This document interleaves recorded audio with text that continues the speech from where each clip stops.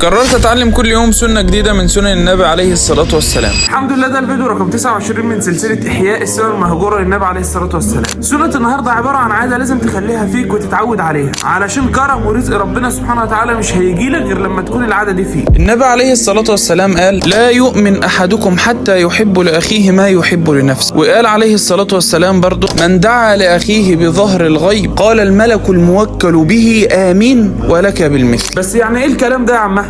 يعني لما تلاقي واحد صاحبك، اخوك، قريبك، ربنا سبحانه وتعالى كرمه ورزقه، ما تبصلوش في حياته وتستكتر عليه النعم، لا، حب له الخير وادعي له ان ربنا سبحانه وتعالى يزيده. عارف ليه؟ علشان حبك للخير لغيرك ده هيخلي كرم ربنا سبحانه وتعالى يجيلك، هيخلي ربنا سبحانه وتعالى يبارك لك في حياتك وهتعيش مرضي. صدقني مش هتستفاد حاجه والله لما تبص لحد في حياته وتحقد عليه، والله انت كده بتظلم نفسك وبتوقف كرم ربنا سبحانه وتعالى عنك. انا بحب الخير للناس كلها والله، وانت كمان حب الخير لغيرك وشير الفيديو علشان في ناس كتير لازم تسمع الكلام ده. ربي وليس إلي سواه.